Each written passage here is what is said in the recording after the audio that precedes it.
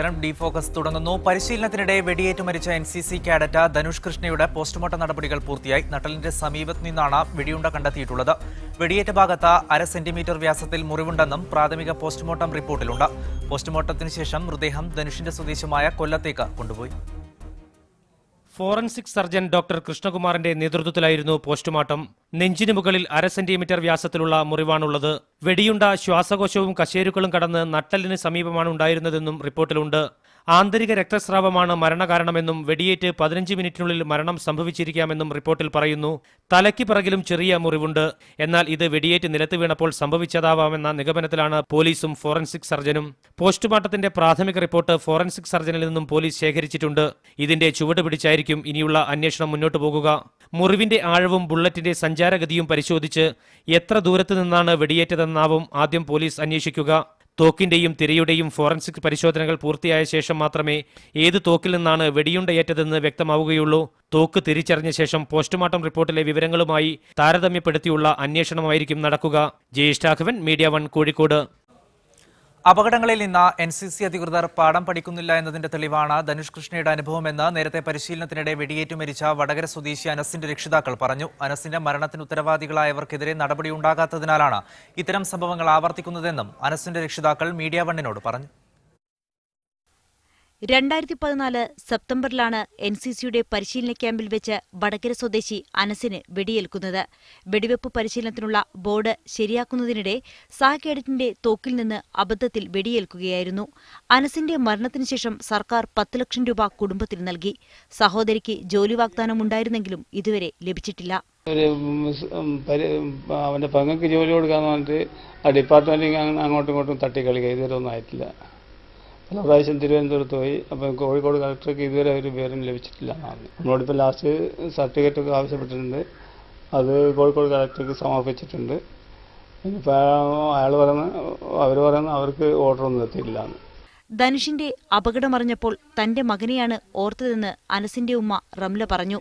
മരണശേഷമുള്ള പണമല്ല, മക്കളെ ആര് തിരികെ തരുമെന്നും റംല ചോദിച്ചു. തന്റെയും ധനുഷിന്റെയും രക്ഷിതാക്കളുടെ അവസ്ഥ ഇനി ഉണ്ടാകരുത്. എനിക്ക് പറ്റിയാതെ വേദന തന്നെയാണ് ഈ അമ്മയെ അറിയുന്നത്. ആ കുടുംബത്തിന് തീരാ നഷ്ടം. ഇത് വളരെ അനാസ്ഥയായിട്ട് ഞാൻ കാണുന്നത്. എനിക്കത് കണ്ടപാടെ, എനിക്ക് അറിഞ്ഞപാടെ ഞാൻ എൻ്റെ ഹൃദയം പൊട്ടിയിട്ട് കരിയ ചെയ്യുന്നത്. എനിക്ക് കാണുവാനോ നോക്കുവാനോ ഒരു പേപ്പർ പോലും നോക്കുവാനോ എനിക്ക് അയക്കില്ല എൻ്റെ മോനെ വിചാരിച്ചിട്ട്. ആവർത്തിക്കരുതെന്ന് ഏറെ ആഗ്രഹിക്കുന്ന സംഭവങ്ങൾ തുടർക്കഥയാകുന്നതിൽ ഇവർക്ക് വേദനയുണ്ട്. ഇനിയെങ്കിലും അധികൃതർ ശ്രദ്ധ കാട്ടിയില്ലെങ്കിൽ തങ്ങളെപ്പോലെ ഇനിയും നിരവധി മാതാപിതാക്കൾ ഉണ്ടാകുമെന്നും ഇവർ പറയുന്നു. ഷിത ജഗത്, മീഡിയ 1, കോഴിക്കോട്. ഒരു വർഷത്തിനിടെ രണ്ടാമത്തെ ദുരന്തമാണ് NCC ക്യാമ്പിൽ ഉണ്ടായിരിക്കുന്നത്. വലിയ സുരക്ഷാ സന്നാഹത്തോടെ നടത്തുന്ന ഇത്തരം ക്യാമ്പുകളിൽ ദുരന്തം ആവർത്തിക്കുന്നത് ആരുടെ വീഴ്ചയാണ്? ഡി ഫോക്കസ് പരിശോധിക്കുന്നു ഈ വിഷയത്തിൽ പ്രതികരിക്കാൻ കഴിഞ്ഞ ദിവസം മരിച്ച ധനുഷ് കൃഷ്ണയുടെ ബന്ധുവും പഞ്ചായത്ത് പ്രസിഡന്റുമായ N സുധാകരൻ ടെലിഫോൺ ലൈനിലുണ്ടാകും. റിട്ടയർഡ് സുബൈദാറായ നവാസ് ജാൻ അബ്ദുൾ ഖാദർ അദ്ദേഹം തത്സമയം ഈ ചർച്ചയിൽ പങ്കെടുക്കും. ഒപ്പം കഴിഞ്ഞ വർഷം ഇതേ അവസ്ഥയിൽ മരിച്ച അനസിന്റെ പിതാവ് കുഞ്ഞി മുഹമ്മദിനെ ടെലിഫോൺ ലൈനിൽ പ്രതീക്ഷിക്കുന്നു. മുൻ NCC Kerala Lakshadweep cadre captain രാജേഷും അദ്ദേഹം കോഴിക്കോട് ബ്യൂറോയിൽ ഈ ചർച്ചയിൽ പങ്കെടുക്കും. ആദ്യം ശ്രീ N സുധാകരനിലേക്ക്. ശ്രീ N സുധാകരൻ, ഈ സംഭവം ഉണ്ടായപ്പോൾ മുതൽ തന്നെ നിങ്ങൾ ബന്ധുക്കൾ പറയുന്ന ഒരു കാര്യമുണ്ട്, ഇതിൽ ഒരു ദുരൂഹതയുണ്ട് എന്ന്. എന്നാൽ അത്തരത്തിലുള്ള ദുരൂഹതയൊന്നും തന്നെ ഇക്കാര്യത്തിലില്ല എന്നാണ് NCC അധികൃതർ ആവർത്തിക്കുകയും ചെയ്യുന്നത്. ഏത് സാഹചര്യത്തിലാണ് ഈ സംഭവത്തിൽ ഒരു ദുരൂഹതയുണ്ട് എന്ന് നിങ്ങളടക്കമുള്ള ആളുകൾക്ക് തോന്നിയത്? അല്ല, ഈ സംഭവത്തില് കാര്യമായ ദുരൂഹത ഉണ്ടല്ലോ. ദുരൂഹത ഉണ്ട് എന്ന് പറയുന്നത് ഒന്ന് ക്യാമ്പിൽ വെച്ചുണ്ടായ ഇങ്ങനെ അപകടം ഉണ്ടായി എന്നാണല്ലോ അവർ പറയുന്നത്. ക്യാമ്പിൽ വെച്ച് അങ്ങനെ അശ്രദ്ധയോടുകൂടി കൈകാര്യം ചെയ്തിട്ടല്ലേ അങ്ങനെ ഒരു അപകടം ഉണ്ടാകുന്നത്. അവിടെ പിന്നെ അവര് കുട്ടികളുടെ സുരക്ഷയ്ക്ക് യാതൊരു വിലയുമില്ലാത്ത തരത്തിലാണല്ലോ. മുമ്പ് ഇത്തരം ഒരു സംഭവം ഉണ്ടായിട്ടുണ്ടോ എന്നാണ് അറിയുന്നത്. അനസ് എന്ന് പറയുന്ന ഒരു കുട്ടിക്ക് മുമ്പ് ഒരു അപകടം ഉണ്ടായി എന്നറിയുന്നു. അതിനുശേഷം ഇവർ കാര്യമായിട്ടുള്ള ഒരു ശ്രദ്ധ കാണിക്കുന്നില്ല, വേണ്ടത്ര സുരക്ഷാ മാനദണ്ഡങ്ങൾ പാലിക്കുന്നില്ല എന്ന് വേണമല്ലോ മനസ്സിലാക്കുന്നത്. മാത്രമല്ല, വ്യത്യസ്തമായി ഈ കുട്ടി ആത്മഹത്യ ചെയ്തു എന്ന തരത്തിലേക്കാണ് അവരുടെ ഭാഗത്തു നിന്നുള്ള പ്രതികരണങ്ങൾ ഉണ്ടായത്.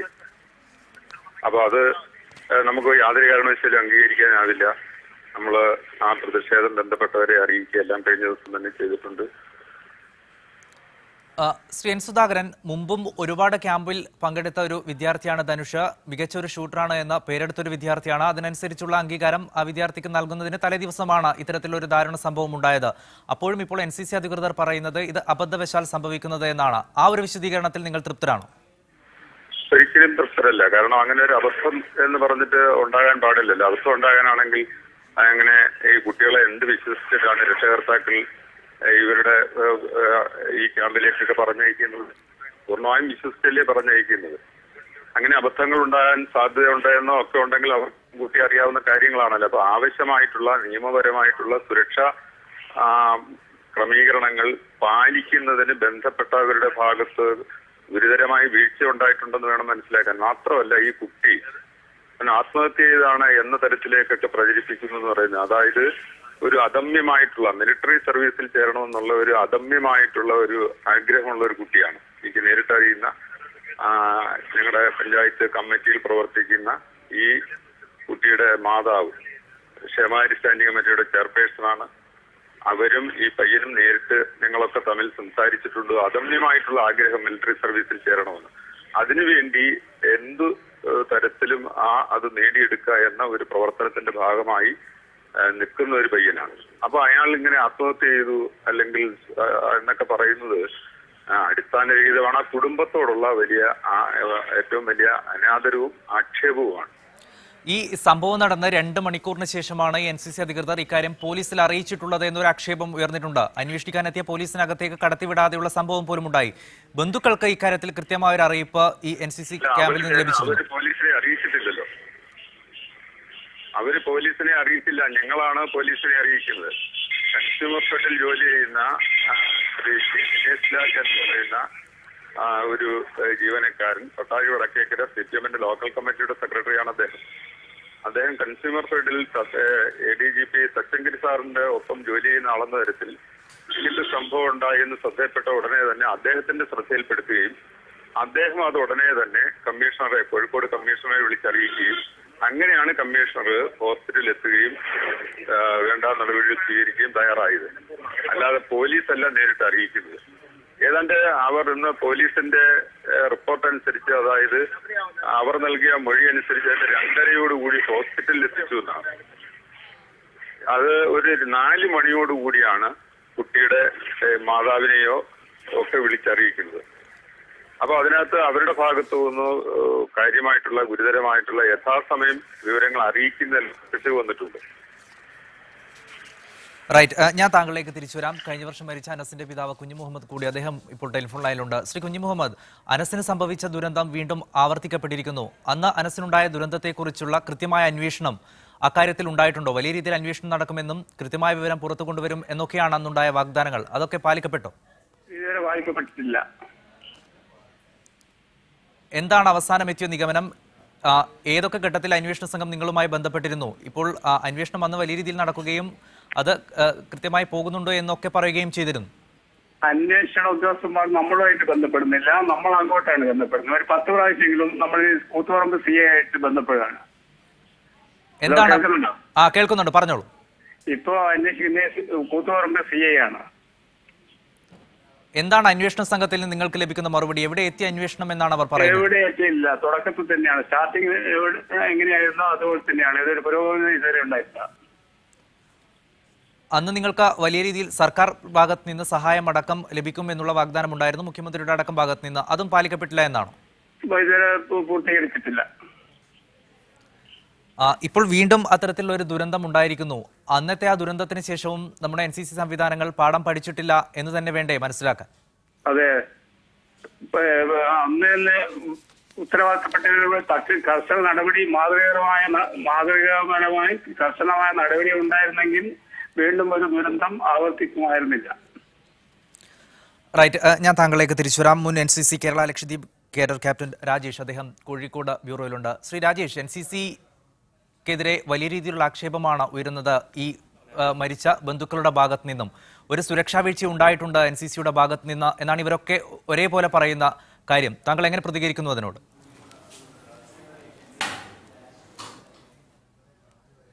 അത്യന്തം വേദനാജനകമായൊരു സംഭവമാണെന്നാണ് ഇത് കേട്ടപ്പോൾ തോന്നിയത്. ഞങ്ങളുടെയൊക്കെ നമ്മളൊക്കെ NCC ഉണ്ടായിരുന്ന കാലത്ത് ഇതിന് വളരെ സുരക്ഷയ്ക്ക് വളരെ പ്രാധാന്യമുള്ളൊരു കാര്യമായിരുന്നു. കാരണം ഒരു NCC കേഡറ്റിനൊരു തോക്ക് അല്ലെങ്കിൽ ഒരു തോക്ക് കയ്യിൽ കിട്ടുക എന്നൊക്കെ പറയുന്നത് തന്നെ വളരെ ബുദ്ധിമുട്ടായിരുന്നു.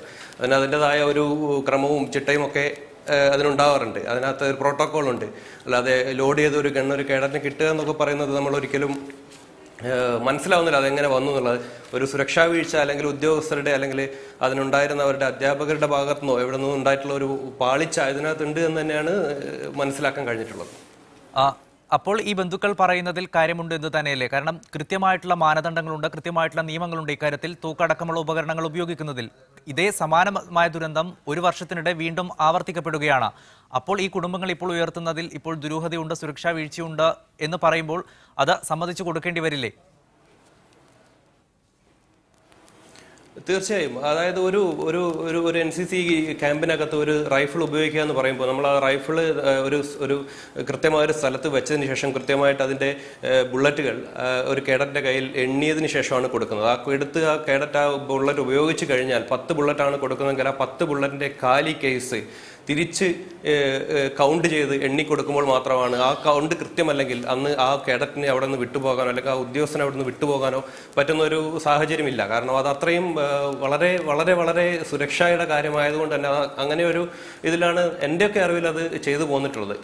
ഒരു കേഡറ്റ് ഉച്ചഭക്ഷണത്തിന് ശേഷം വന്നിട്ട് അയാൾക്ക് വെടിയേൽക്കുക എന്ന് പറയുമ്പോൾ അതിനകത്ത് ഒരു സംശയിക്കേണ്ട എന്തുകൊണ്ടെന്ന് തോന്നുന്നു, അറിയില്ല, അതാണ് എനിക്ക് തോന്നുന്നത്. നിങ്ങളൊക്കെ ക്യാമ്പിൽ ഉള്ള സമയത്ത് എങ്ങനെയാണ് ഈ തോക്കൊക്കെ ഇതുപോലെ യഥേഷ്ടം ഉപയോഗിക്കാൻ കഴിയുമോ? അതോ കൃത്യമായി ഒരു മേലുദ്യോഗസ്ഥൻ തന്നെ അദ്ദേഹത്തിന്റെ സാമീപ്യത്തിൽ മാത്രമേ ഇത്തരത്തിലുള്ള ഉപകരണങ്ങൾ ഉപയോഗിക്കാൻ പാടുള്ളൂ എന്നൊക്കെയുള്ള നിയമങ്ങളുണ്ട്, അതൊക്കെ കൃത്യമായി അന്ന് പാലിക്കപ്പെട്ടിരുന്നു? തീർച്ചയായും പാലിക്കപ്പെട്ടിരുന്നു. കാരണം നമ്മുടെ ഒരു ക്യാമ്പ് ചെയ്യുന്ന സമയത്ത് ഒരു റൈഫിൾ എടുക്കുകയാണെങ്കിൽ ഒരു 10 പേരുടെ ഒരു യൂണിറ്റാണ് പോകുന്നതെങ്കിൽ ആ 10 പേര് അവിടെ ലേ ഔട്ട് ആയതിനു ശേഷം റൈഫിൾ എടുത്ത് ഗണ്ണ് നമുക്ക് തരികയാണ് ചെയ്യുന്നത്. ഗണ്ണ് തന്ന് നമ്മുടെ കൈ തരികയല്ല, ഗണ്ണ് അവിടെ താഴെ വെച്ചതിന് ശേഷം നമുക്ക് കിടന്നിട്ടാണ് ഫയറിംഗ് ഉണ്ടാവുന്നത്. ഇല്ലെങ്കിൽ അങ്ങനെയാണ് സാധാരണ ഈ 303 റൈഫിൾ ഉപയോഗിച്ച് ഫയർ ചെയ്യുന്നത്. അപ്പോൾ കിടന്ന് ഫയർ ചെയ്യുന്ന സമയത്ത് ആ ഗണ്ണ് നമ്മുടെ കൈ തരികയും നമ്മൾ ആ ഗണ്ണ് അവിടുന്ന് അവർ എണ്ണിത്തരുന്ന കൃത്യമായി കൗണ്ട് ചെയ്ത് 10 ബുള്ളറ്റ് നമുക്ക് തരികയാണെങ്കിൽ ആ 10 ബുള്ളറ്റ് നമ്മൾ ഓരോന്നായിട്ട് ഫയർ ചെയ്തതിന് ശേഷം ഗണ്ണ് താഴെ തന്നെ വെച്ച് കാലി കേസ് കൃത്യമായി എണ്ണി കൊടുക്കുന്നു. അതിനകത്ത് ഒരു ബുള്ളറ്റ് നമുക്ക് എടുത്ത് മാറ്റാനോ അല്ലെങ്കിൽ ഒരു ലോഡായ ഒരു ഗണ്ണ് അവിടെ അലക്ഷ്യമായിട്ട് ഇടാനോ സാധാരണഗതിയിൽ സാധ്യമല്ല. അങ്ങനെയാണ് നമ്മുടെയൊക്കെ കാലത്തും ഉണ്ടായിരുന്നത്. ഇപ്പോൾ അതിന് വല്ല മാറ്റവും വന്നിട്ടുണ്ടോ എന്നറിയില്ല. നമ്മളൊക്കെ ആ ഒരു രീതിയിലാണ് ഞാനൊക്കെ കണ്ടിട്ടുള്ളത്. റൈറ്റ്. അതിഥികളിലേക്ക് വളരെ പെട്ടെന്ന് തിരിച്ചു വരാം. NCC ക്യാമ്പിനിടെ കേഡറ്റായ ധനുഷ് മരിച്ചത് വലിയ വിവാദമായിരിക്കുന്നു. ആരുടെ വീഴ്ചയാണ് ഇത്തരത്തിൽ അടിക്കടി ഉണ്ടാകുന്ന ദുരന്തം എന്നതാണ് ഇപ്പോൾ ഫോക്കസ് ചർച്ച ചെയ്തുകൊണ്ടിരിക്കുന്നത്. ധനുഷിന്റെ ബന്ധു എൻ സുധാകരൻ അദ്ദേഹം ടെലിഫോൺ ലൈനിലുണ്ട്. ശ്രീ എൻ സുധാകരൻ, മുൻവർഷങ്ങളിലൊക്കെ ക്യാമ്പുകളിൽ പങ്കെടുത്ത ആളുകളൊക്കെ പറയുന്നത് വലിയ രീതിയിലുള്ള സുരക്ഷാ ക്രമീകരണങ്ങളുണ്ട്. തോക്ക് ഉപയോഗിക്കുന്നതിലടക്കം മുതിർന്ന ഒരു ഉദ്യോഗസ്ഥന്റെ സാമീപ്യത്തിൽ മാത്രമേ തോക്ക് ഉപയോഗിക്കാൻ പാടുള്ളൂ എന്നുള്ള കർശന നിയന്ത്രണങ്ങളോടെയാണ് ഈ ക്യാമ്പ് മുന്നോട്ട് പോയിക്കൊണ്ടിരുന്നത്. കുറേ വർഷമായാലും എന്തായാലും ഈ ക്യാമ്പ് തുടങ്ങിയിട്ട്. പക്ഷേ കഴിഞ്ഞ സംഭവങ്ങളൊക്കെ തെളിയിക്കുന്നത് അത്തരത്തിലുള്ള സുരക്ഷാ മാനദണ്ഡങ്ങൾ ഒന്നും തന്നെ പാലിച്ചിട്ടില്ല എന്നല്ലേ? മുൻപ് ക്യാമ്പുകളിൽ പങ്കെടുത്ത ആളുകൾ പറയുന്നത് അത് തന്നെയാണ്. അതായത് ഈ കൃത്യമായിട്ടുള്ള നിയമപരമായിട്ടുള്ള രീതികളും ആ സുരക്ഷാ ക്രമീകരണങ്ങളും എല്ലാം നിയമപരമായി നിലവിലുണ്ട്. പക്ഷെ ഇതൊന്നും പാലിക്കപ്പെടുന്നില്ല എന്നാണല്ലോ ഈ സംഭവങ്ങളിൽ നിന്നൊക്കെ നമുക്ക് മനസ്സിലാക്കാൻ കഴിയുന്നത്. മാത്രമല്ല, ഏതാണ്ട് 1 വർഷത്തിന് മുമ്പ് ഉണ്ടായ ഒരു സംഭവം ഉണ്ടായി. അപ്പൊ അതിൽ നിന്നും അവർ പാഠം പഠിച്ചിട്ട് മേലിൽ ആവർത്തിക്കാതിരിക്കാനുള്ള കർശനമായ സമീപനം സ്വീകരിക്കേണ്ടതല്ലേ? അവരതും സ്വീകരിച്ചിട്ടില്ല. വീണ്ടും അലക്ഷ്യമായി ഒരു തോക്കെല്ലാം ഒരു കുട്ടിക്ക് അലക്ഷ്യമായി അവൻ ആഹാരം കഴിച്ചിട്ട് വന്ന് ഇഷ്ടം പോലെ എടുത്ത് കൈകാര്യം ചെയ്യുന്ന തരത്തിലേക്ക് ഇതെന്താ കളിപ്പാട്ടമാണോ, കളിത്തോക്കാണോ? എത്ര നിരുത്തരവാദപരമായ പെരുമാറ്റമാണ് ബന്ധപ്പെട്ടവരുടെ ഭാഗത്തുനിന്ന് ഉണ്ടായിട്ടുള്ളത്. റൈറ്റ്. ഞാൻ താങ്കളിലേക്ക് തിരിച്ചു വരാം. ശ്രീ രാജേഷ്, അത് തന്നെയാണ് ഇപ്പോൾ ഉയരുന്ന പ്രശ്നം. ഇത് കളിത്തോക്കൊന്നുമല്ലല്ലോ ഇത്ര അലക്ഷ്യമായി ഈ വിദ്യാർത്ഥികളുടെ കയ്യിൽ വെച്ചു കൊടുക്കാൻ. അതിന് താങ്കൾ പറഞ്ഞതുപോലെ കൃത്യമായ മാനദണ്ഡങ്ങളൊക്കെ ഉണ്ട്. ഇത്തരത്തിലുള്ള ഉപകരണങ്ങൾ വളരെ അലക്ഷ്യമായി ഉപയോഗിച്ചിരിക്കുന്നു. കഴിഞ്ഞ തവണ അനസിനുണ്ടായതും സമാനമായ അനുഭവം തന്നെയാണ്. അതിലുള്ള അന്വേഷണം എങ്ങും എത്തിയിട്ടില്ല എന്ന് ആ കുടുംബാംഗങ്ങൾ തന്നെ ഇപ്പോൾ പറയുകയും ചെയ്യുന്നു. വീണ്ടും അത് ആവർത്തിക്കുമ്പോൾ അലക്ഷ്യമായി തന്നെ കൈകാര്യം ചെയ്യുന്നു. മുമ്പുണ്ടായ ദുരന്തത്തിൽ നിന്ന് NCC പാഠം പഠിച്ചിട്ടില്ല എന്ന് തന്നെ വേണ്ടേ മനസ്സിലാക്കാൻ? തീർച്ചയായും മുമ്പുണ്ടായ ദുരന്തവും ഈ ദുരന്തവും കൂടി നോക്കുന്ന സമയത്ത് ഇതിന് വേണ്ടിയിട്ട് പ്രത്യേകമായിട്ടൊരു പുതിയ തീരുമാനങ്ങളോ അതല്ലെങ്കിൽ ഉണ്ടായിരുന്ന കാര്യങ്ങൾ തന്നെ കൃത്യമായി പാലിക്കപ്പെടുന്നില്ല എന്ന് തന്നെയാണ് കാരണം. കാരണം NCCയിലേക്ക് കുട്ടികളെ ആകർഷിക്കാനും രാജ്യസുരക്ഷയുമായിട്ട് ബന്ധപ്പെട്ട് കാര്യങ്ങൾ കുട്ടികളെ ആകർഷിക്കാൻ വേണ്ടിയുള്ള നല്ലൊരു മീഡിയമാണ് NCC. അതിൽ തന്നെ ഇതുപോലത്തെ സുരക്ഷാ വീഴ്ച ഉണ്ടാകുന്ന സമയത്ത് പുതിയ തലമുറയ്ക്ക് NCCയിലേക്ക് വരാനും രക്ഷിതാക്കൾക്ക് കുട്ടികളെ ഇതിനകത്തേക്ക് പങ്കെടുക്കാൻ വേണ്ടി വിടാനും വേണ്ടിയിട്ടൊക്കെയുള്ള ഒരു ഭയവും ഒരു ഭീതിയും ഉണ്ടാവും. കാരണം ഇതൊക്കെ വളരെ ഉത്തരവാദിത്തോട് ചെയ്യണം. കാരണം ഒരു വെപ്പൺ ഒരു കുട്ടിക്ക് കൈകാര്യം ചെയ്യാൻ കിട്ടുക എന്ന് പറയുന്നത് തന്നെ വളരെ നിരുത്തരമായ സമീപനമാണ് കാണിക്കുന്നത്. അതല്ലാതെ തന്നെ ഒരു സാധാരണഗതിയിൽ ഒരു മിലിറ്ററിക്കാരനാണെങ്കിൽ ഒരു പട്ടാളക്കാരന് പോലും അയാളുടെ നിയന്ത്രിതമായ ചട്ടക്കൂട് മാത്രമാണ് ഒരു ആയുധം കൈകൊണ്ട് കിട്ടുന്നത്.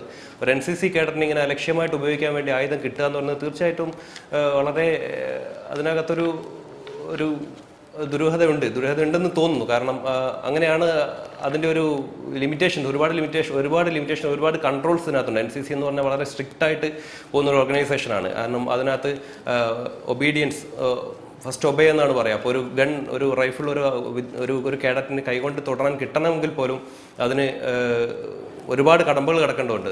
ഒരു ഗൺ അവിടെ നിന്ന് എടുക്കുന്ന സമയത്ത് അത് ലോഡായിരിക്കില്ല. പിന്നീട് ലോഡ് ചെയ്ത് ഫയർ ചെയ്തതിന് ശേഷം അതിൻ്റെ കാലി കേസ് പുറത്ത് കൊടുത്തതിന് ശേഷം മാത്രമേ ആ കുട്ടിക്ക് എഴുന്നേറ്റ് പോകാൻ പറ്റുള്ളൂ. അതിനകത്തൊരു ബുള്ളറ്റ് എടുത്ത് കയ്യിൽ വെച്ചുകൊണ്ട് പോലും പുറത്ത് കിടക്കാൻ പറ്റില്ല. അന്ന് ആ കുട്ടി അത് കൊടുത്ത് പുറത്ത് കിടക്കുകയാണെങ്കിൽ ആ ഉദ്യോഗസ്ഥനൊന്നും ഉറങ്ങാൻ പറ്റില്ല. അങ്ങനെയാണ് അതിൻ്റെ ഒരു ശരിയായ ഒരു രീതി. ഇത് എങ്ങനെ സംഭവിച്ചു എന്നറിയില്ല. പക്ഷേ ഇത് വളരെ നിരുത്തരവാദമായ സമീപനം തന്നെ വേണം പറയാൻ. കാരണം ഉത്തരവാദിത്തോടെയുള്ള ഒരു ഓർഗനൈസേഷനാണ്. ആ ഓർഗനൈസേഷനിൽ ഇങ്ങനെ ഒരു വെപ്പൺ ഒരാൾക്ക് ഒരു കുട്ടിക്ക് സ്വന്തമായ ഉപയോഗത്തിന് കിട്ടുക എന്ന് പറയുമ്പോൾ അതിൻ്റെ ഒരു പോക്ക് ശരിയല്ല എന്ന് തന്നെ വേണം കരുതാൻ. റൈറ്റ്. റിട്ടയർഡ് സുബേദാർ നവാസ് ജാൻ അബ്ദുൽ ഖാദർ അദ്ദേഹം ടെലിഫോൺ ലൈനിലുണ്ട്. ശ്രീ നവാസ്, സൈനിക പരിശീലനത്തിന് പോലും അതിശക്തമായ കൃത്യമായ മാനദണ്ഡങ്ങളുണ്ട് ഇത്തരം ആയുധങ്ങൾ ഉപയോഗിക്കുന്നതിന്.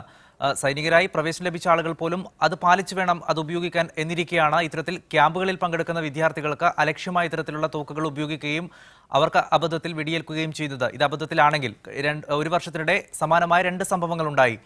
അപ്പോൾ ഇവർ സുരക്ഷാ വീഴ്ച ഉണ്ടായിട്ടുണ്ട് എന്ന് പരിതപിക്കുന്നതിൽ അർത്ഥമില്ലേ? ഇവർ പറയുന്നത് കൃത്യമല്ലേ കുടുംബാംഗങ്ങളടക്കം? കാരണം സുരക്ഷാ വീഴ്ച ഉണ്ടായിട്ടുണ്ട്, അലക്ഷ്യമായിട്ടാണ് ഇത്തരത്തിൽ തോക്കടക്കമുള്ള ഉപകരണങ്ങൾ ക്യാമ്പിൽ ഉപയോഗിക്കുന്നത്. ഞാൻ ഏറ്റവും ആദ്യം മനസ്സിലാക്കേണ്ട കാര്യം, NCC കാഡറ്റ്സ് എന്ന് പറഞ്ഞാൽ അടിസ്ഥാനപരമായി വിദ്യാർത്ഥികളാണ്. ആ വിദ്യാർത്ഥികൾക്ക് ആയുധ പരിശീലനം നൽകാൻ NCC ട്രെയിനിങ്ങിന്റെ ഭാഗമായി അവസരം ലഭിക്കുമ്പോൾ PWN പ്ലാറ്റൂൺ വെപ്പൺ കോഴ്സോ പ്ലാറ്റൂൺ കമാൻഡർ കോഴ്സോ തുടങ്ങിയ ആയുധ പരിശീലനത്തിൽ വൈദഗ്ധ്യം നേടിയ സൈനിക ഉദ്യോഗസ്ഥരുടെ സാന്നിധ്യത്തിൽ മാത്രമേ ഒരു വിദ്യാർത്ഥിക്ക് തോക്ക് തൊടാൻ പോലും കിട്ടുകയുള്ളൂ. അതാണ് ആദ്യത്തെ ഒരു പോയിന്റ് എന്ന് പറയുന്നത്. ഒരിക്കലും ഒരു NCC കാഡറ്റ് ആയുധം വെച്ചിരിക്കുന്ന സ്ഥലത്ത് പോയിട്ട് ആയുധം എടുത്തു കൊണ്ടുവരുവാനോ അതിൽ ലോഡ് ചെയ്യുവാനോ യൂസ് ചെയ്യാനോ ഒരു ഉദ്യോഗസ്ഥന്റെ സാന്നിധ്യത്തിലല്ലാതെ അവർക്ക് അവസരം ലഭിക്കില്ല.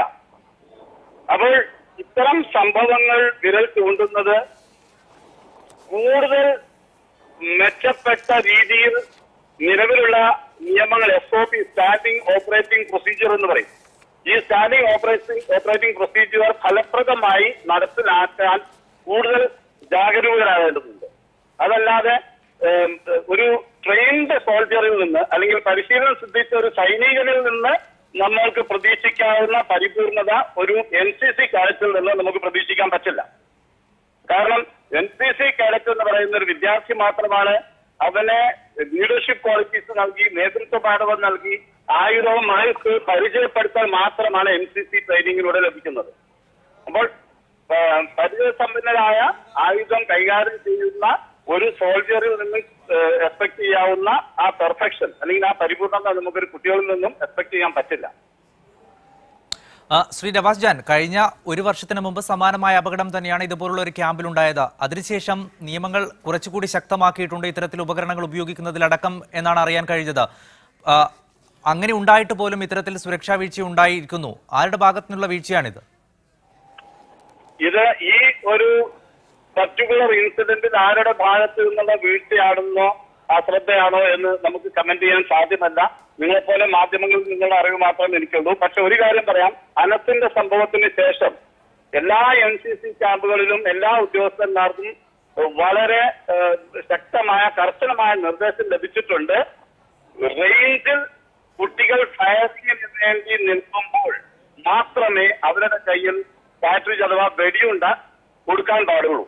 അനസിന്റെ സംഭവത്തിൽ റേഞ്ചിന് ഏതാനും വാര ദൂരത്ത് നിന്ന് തന്നെ ഉദ്യോഗാർത്ഥികൾ തോക്കെടുക്കാനും തോക്കും വെടിയുണ്ടയും സ്വയം കയ്യിൽ കൊണ്ട് ക്യാരി ചെയ്യാനുമുള്ള ഒരവസരമുണ്ടായിരുന്നു. അതും കൂടി പഴുതടച്ചുകൊണ്ട് ഫയറിംഗ് പ്രാക്ടീസിന് വേണ്ടി റേഞ്ചിൽ എത്തുമ്പോൾ മാത്രമേ ഇപ്പോൾ വെടിയുണ്ട ഉദ്യോഗാർത്ഥി അല്ലെങ്കിൽ ആ വിദ്യാർത്ഥിക്ക് ലഭിക്കുന്നുള്ളൂ. റൈറ്റ്, ഇത്തരത്തിലുള്ള ഒരുപാട് വിഷയങ്ങളുണ്ട്. അതിഥികളിലേക്ക് വളരെ പെട്ടെന്ന് തിരിച്ചു വരാം. ഒരു ഡിഫോക്കസിലേക്ക് തിരിച്ചു വരാം. ശ്രീ എൻ രാജേഷ്, ഇപ്പോൾ നേരത്തെ നവാസ് സൂചിപ്പിച്ചതുപോലെ തന്നെ വലിയ രീതിയിലുള്ള നിയമം ഉണ്ടായിട്ടുണ്ട്. അനസിന്റെ മരണത്തിന് ശേഷം കുറച്ചുകൂടി ശക്തമാക്കിയിട്ടുണ്ട് നിയമങ്ങൾ. ഇപ്പോൾ ധനുഷിന്റെ ഈ വിഷയത്തിൽ അവർ നൽകുന്ന ഒരു വിശദീകരണം എന്താണെന്ന് വെച്ചാൽ 5 വെടിയുണ്ട നൽകിയതിൽ 4 തിരിച്ചേൽപ്പിച്ചിട്ടുള്ളൂ, 1 വെടിയുണ്ട കാണാതെ പോയി എന്നൊക്കെയാണ് അവർ പറയുന്നത്. ഇത്ര അലംഭാവത്തോടെ അല്ലെങ്കിൽ ഇത്ര അലക്ഷ്യമായി നൽകുന്ന മറുപടികളാണോ NCC ക്യാമ്പിൽ അല്ലെങ്കിൽ കേഡറ്റുകളുടെ ഭാഗത്ത് നിന്ന് ഉണ്ടായാൽ അതിനെതിരെ അല്ലെങ്കിൽ വെടിയുണ്ട കാണാതെ പോയാലൊക്കെ കൃത്യമായ അച്ചടക്ക നടപടി സ്വീകരിക്കുന്ന ഒരു സിസ്റ്റമല്ലേ ഈ NCC ക്യാമ്പിലുള്ളത്? 5 വെടിയുണ്ട ഒരു കേഡറ്റിന് കൊടുത്തു കഴിഞ്ഞാൽ ആ കേഡറ്റിന്റെ കയ്യിൽ നിന്നും 4 വെടിയുണ്ട മാത്രമേ കേഡറ്റ് ഉപയോഗിച്ചിട്ടുള്ളൂ എന്ന് പറയുമ്പോൾ അതിനകത്ത് ഒരു കൃത്യമായ ഒരു ആളുകൾ അതിനെ ഉദ്യോഗസ്ഥനെ ശ്രദ്ധിച്ചിട്ടില്ല എന്ന് തന്നെ വേണം കരുതാൻ. കാരണം 5 വെടിയുണ്ട ആ വിദ്യാർത്ഥി ഫയർ ചെയ്യുമ്പോൾ 5 വെടിയുണ്ടയ്ക്കും ഓരോ ഫയറിംഗ് റൗണ്ട് ഒന്ന് സ്റ്റാർട്ട് ചെയ്യുന്നത് ആദ്യത്തെ റൗണ്ട് കോക്ക് ചെയ്ത് ഫയർ ചെയ്ത്, സെക്കൻഡ് റൗണ്ട് കോക്ക് ചെയ്ത് ഫയർ ചെയ്ത് എയിം എടുത്ത് ഫയർ ചെയ്യുമ്പോൾ 5 റൗണ്ടും ഒരുമിച്ച് ഒരുപാട് ആളുകൾ നിരന്ന് ഇരുന്നിട്ടോ അല്ലെങ്കിൽ കിടന്നിട്ടോ ഈ ഫയർ ചെയ്യുന്നത്. ഫയർ ചെയ്യുമ്പോൾ 5 റൗണ്ട് ചെയ്യേണ്ട ഒരു വിദ്യാർത്ഥി 4 റൗണ്ടാണ് ഫയർ ചെയ്യുന്നതെങ്കിൽ അത് ശ്രദ്ധിക്കേണ്ട ഉദ്യോഗസ്ഥർ അതിൻ്റെ പിന്നിൽ തന്നെ ഉണ്ടാവും.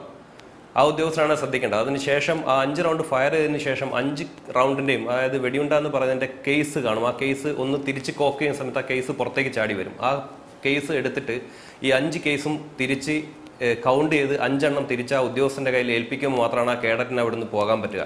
അല്ലാതെ ഒരു വെടിയുണ്ട ഒരു വിദ്യാർത്ഥി കയ്യിൽ വെച്ചു എന്ന് പറയുമ്പോൾ അതിനകത്ത് കൃത്യമായ ഒരു ശരിയില്ലായ്മ എവിടെയോ ഉണ്ട്. കാരണം അത് നടക്കാൻ സാധ്യത തീരെയുമില്ലാത്തൊരു കേസായിട്ടാണ് എനിക്ക് തോന്നുന്നത്. കാരണം ഞങ്ങളൊക്കെ NCCയിലുള്ള കാലത്ത് ഞങ്ങളൊക്കെ ഒരു 10 റൗണ്ട് വന്നു കഴിഞ്ഞ് നമ്മുടെ ക്യാപ്പിനടിയിലോ പാൻസിൻ്റെ പോക്കറ്റിലോ എവിടെയെങ്കിലും ഒരു കേസ് ആയിക്കഴിഞ്ഞാൽ അതിനുവേണ്ടി നമുക്ക് ആ ഉദ്യോഗസ്ഥൻ്റെ അടുത്ത് നിന്ന് അല്ലെങ്കിൽ ഓഫീസേഴ്സിൻ്റെ അടുത്ത് നിന്ന് നമ്മളെ ചീത്ത കേൾക്കുകയും അല്ലെങ്കിൽ ആ സാധനം കിട്ടുന്നവരെ നമുക്കത് ഭയങ്കര ഒരു ടെൻഷനും അല്ലെങ്കിൽ വലിയൊരു പ്രശ്നമായിരുന്നു. അങ്ങനെ ഒരാൾ പുറത്തു പോയിട്ടുണ്ട് എൻ്റെ അറിവിൽ ഇതുവരെ എൻ്റെ ഒന്നും സമയത്ത് തീരെ ഉണ്ടായിട്ടില്ല. അപ്പോൾ ഇത് എങ്ങനെ ഉണ്ടായി എന്ന് എനിക്ക് മനസ്സിലാവുന്നില്ല. ഇത് പക്ഷേ വളരെ നിരുത്തരമായ ഒരു സമീപനമായിട്ട് തന്നെയാണ് തോന്നുന്നത്. കാരണം അങ്ങനെ ഉണ്ടാവാൻ ഒരു സാധ്യതയും ഞാൻ കാണുന്നില്ല. കാരണം നേരത്തെ സംസാരിച്ച ഒരു റിട്ടയർഡ് ഓഫീസർ പറയുകയുണ്ടായ ഒരു വെടിയുണ്ട ഉപയോഗിക്കുന്നതിൻ്റെ മാനദണ്ഡങ്ങൾ അതിനകത്ത് ഇതും പെടുന്നതാണ്. അല്ലാതെ ഒരു ആൾക്കൊരു വെടിയുണ്ട അവിടെ എടുത്തു കൊണ്ടുപോകാൻ പറ്റുമോ എന്ന് പറയുകയാണെങ്കിൽ അത് സുരക്ഷയ്ക്ക് പിന്നെ എന്ത് ഒരു ഉത്തരവാദിത്തമാണ് ഉള്ളത്? ഒരു സുരക്ഷയ്ക്ക് എന്ത് വാല്യൂ ആണുള്ളത് അവിടെ ഒരു കേഡറ്റിൻ്റെ കയ്യിൽ തോക്ക് കൊടുക്കുമ്പോൾ? പിന്നെ ഒരു കേഡറ്റ് വന്നിട്ട് ഭക്ഷണ സമയത്ത് വന്ന് കോക്ക് ചെയ്ത് വെടിവെക്കുക എന്ന് പറയുമ്പോൾ അപ്പോൾ ബാക്കിയുള്ളവർ എവിടെയായിരിക്കും?